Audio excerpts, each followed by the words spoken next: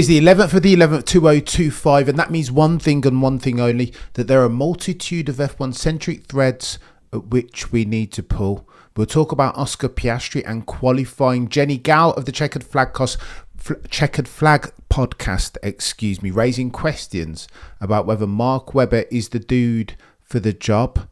Nostradamus talking about tyres and why Red Bull weren't switching them on, and ultimately why that led to such a poor performance from Max Verstappen's RB21 at the Brazilian Grand Prix in quali. We'll talk to about Lewis Hamilton and Scuderia Ferrari and the chaos that ensues.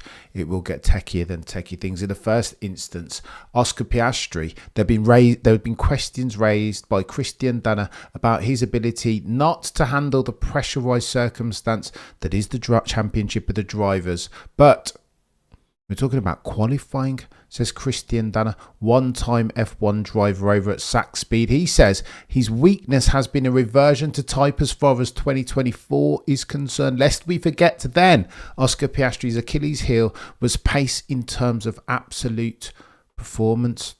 Is what Danner told Sport.de, that Piastri's problem isn't nervousness or nerves, that every driver makes moves into turn one regardless of their position. He needs to address his weakness in qualifying. We'll see if he manages to do that in Vegas. Touche.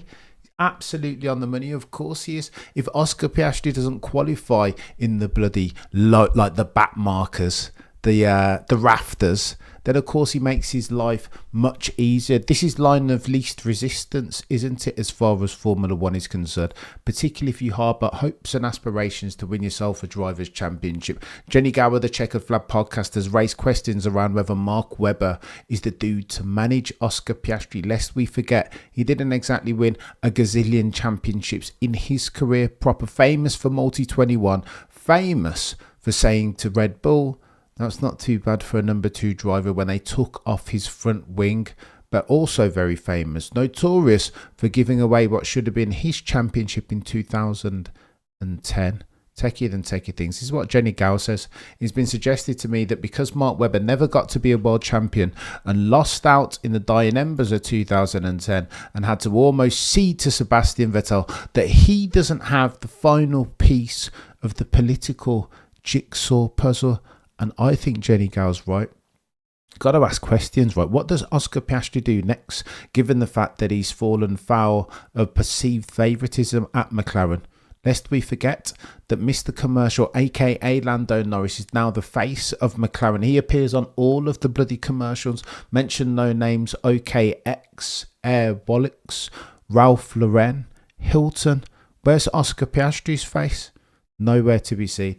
And of course, Zach Brown, being the god-tier commercial mind that he is, will leverage, weaponise that. He'll understand that there is more commercial value from a McLaren POV in a Lando Norris driver champion than an Oscar Piastri. Now, does that mean necessarily that there is Actus Reus in there, that Zach and Andrea Stella are engineering that in the background?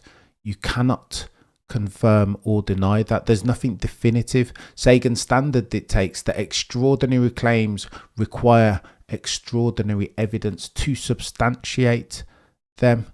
But mens rea motivation, you bet your bottom dollar there is. Oh, and by the way, if we're talking about Maximilian Verstappen's performance over there at the Brazilian Grand Prix, it got techier than techie things in quali, and the one that is Nostradamus, he's come out and had a couple of things to say. He said that their performance fell foul at the altar of turning on the tyres. Techie, that aligns directly with what friend of the channel Peter D. Windsor said, but it's too late now, isn't it? Red Bull had the opportunity to turn around that car, to design an RB21 that Maximilian Verstappen could drive to obtain a World Drivers' Championship, but it feels like it's gone. A lost opportunity, faded to black. Oh, and by the way, it's chaos at Scuderia Ferrari. I didn't want to talk about this. I wanted to break the news yesterday, but I realised that my emotional bandwidth was far too thin on the ground. Lewis Hamilton said a couple of things after the Brazilian Grand Prix, as he has been doing all season, by the way. In the first instance, he said, season to date, that Rome wasn't built in a day and these things take time. Lewis Hamilton has also said that he watched his engineers put together the setup for the car in Canada and he couldn't believe what they were doing. It did not make sense. Post this Grand Prix, the Brazilian, he said between the dreams of driving for this amazing team Scuderia Ferrari, and then the nightmare of the results. It's challenging. Lewis Hamilton has put together memos, notes, with a view to improve the performance of the Scuderia Ferrari team. The red badge, or the red car even, with the yellow badge and the black prancing horse atop. He's trying to effect for change. Lewis Hamilton is a 7-time champion. So if there is a dude on that grid who knows what good looks like as far as operational infrastructure working culture, he has a name, and his name is Sir Lewis Carl Davidson Hamilton. Take heed, therefore, Ferrari, Frederick Vasseur, John Elkann. If there is one thing that you can leverage and weaponize as far as Sir Lewis, it's not his pace, it's not his brilliance as a driver. Potentially the best of that parabolic curve is now in the rear view. It is his experience, the fact that he is a champion, one of the best drivers that we've ever seen in F1 history. Weaponize and leverage that. Therefore, this is not solving for Fermat's last theorem. This is counting. This is basics. My son is 4 years old and he can do this. So Lewis Hamilton wasn't the only one to talk disparagingly about the red car with a yellow badge and the black prancing horse atop, because Charles Leclerc, their prodigal son, did too. He said, quote, around Brazil that it was a very difficult weekend, that only unity can help us turn around the situation in the last 3 races. And of course they're competing for the vice championship, second place as far as the constructors, and that in and of itself is a slap in the face, isn't it?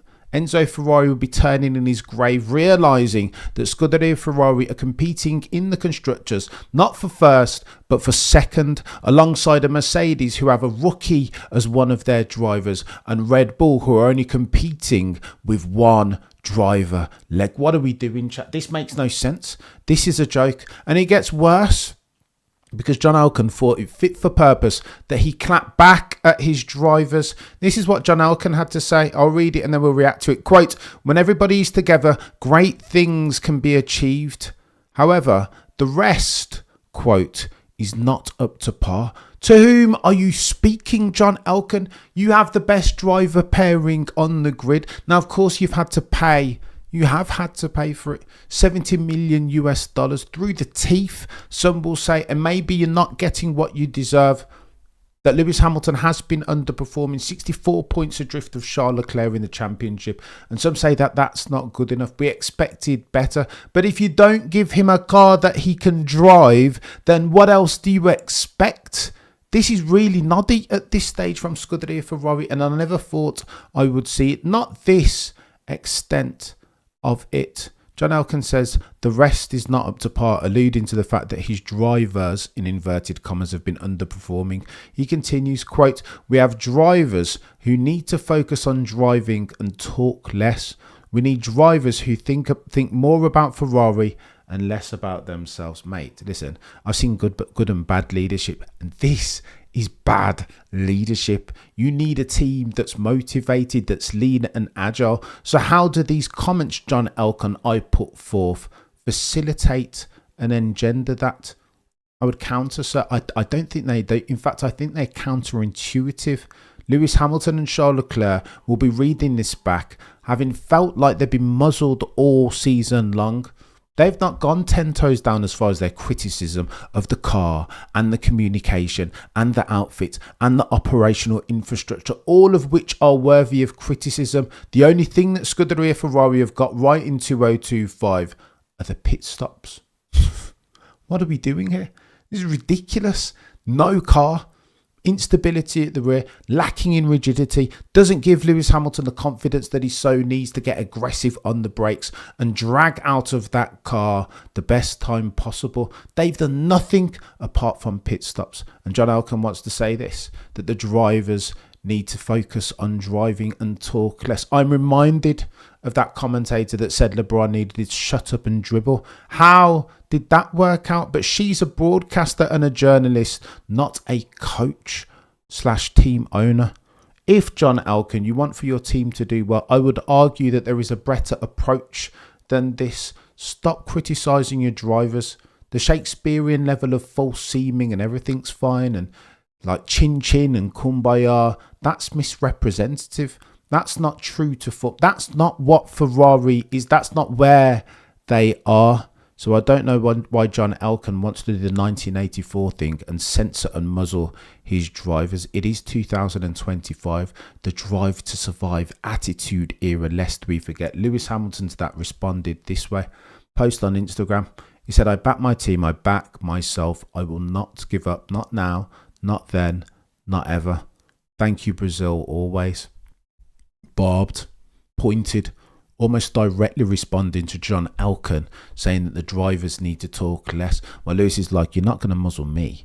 I'm going to talk all that I want. I'm Lewis Hamilton, Sir Lewis Carl Davidson Hamilton, and thou shalt put some respect on my name. If I want to speak about things and criticise the team, quite rightfully, for a performance in 2025 that's not befitting of Scuderia Ferrari, then that's what Sir Lewis Hamilton is going to do. And John Elkann, thou shalt put some respect on his name.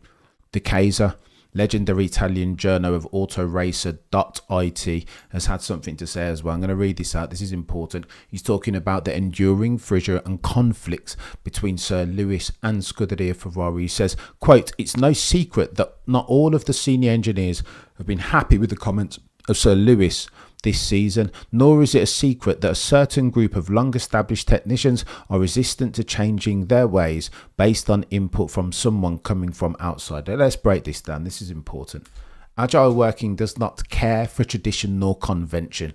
Get up to the time.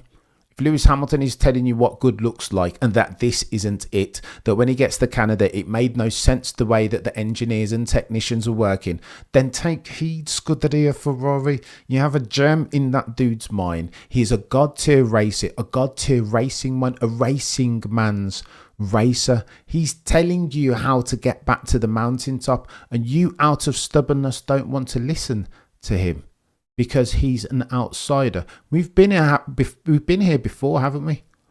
De Kaiser says the same thing happened in Vettel's time, who, unlike Schumacher, arrived from Red Bull without the right support structure around him. That's exactly what Lewis Hamilton has done, hasn't he? There is no Rory Byrne, nor any Ross Brawn, nor a Jean Todt. There is no Peter Bonington. Where is Lewis Hamilton's support staff? What, in Angela? Well, she clearly doesn't have the gravitas nor the remit to effect for some change over at Fiorano and Maranello. De Kaiser continues, Hamilton has already made it clear in his own way that he has no intention of becoming the next Scuderia Ferrari victim, pushing against the system and shaking things up. Not everything he said was necessarily correct, but from Lewis Hamilton's point of view, it is still better than staying passive. Here's what needs to happen. I think the technicians and engineers will be looking at Sir Lewis like, hang on, mate. Why would we listen to you? You're 64 points behind in the championship. Why would we listen to you? Therefore, coming in on your high horse, telling us X, Y, and Z with all of your imperatives from Mercedes, the boys and girls from Brackley and Brixworth. How about you win some races first? Lewis Hamilton's standpoint will be this. I know what good looks like. Listen to me then. I think one is interlinked with the other. These two things aren't mutually exclusive. Of course, Lewis Hamilton, were he to be closer with Charles Leclerc, get some podiums, would carry more gravitas. But I would put forth the following supposition. I don't think he needs to do that. Surely the 7 championships precede him. Surely, if there were a person in that team that you were going to listen to who were a driver with a technical nous requisite to get Scuderia Ferrari, the red team with a yellow badge and a black prancing course atop, back to the mountaintop of championships and silverware, he would have a name, and his name is Sir Lewis Hamilton. What are we doing here?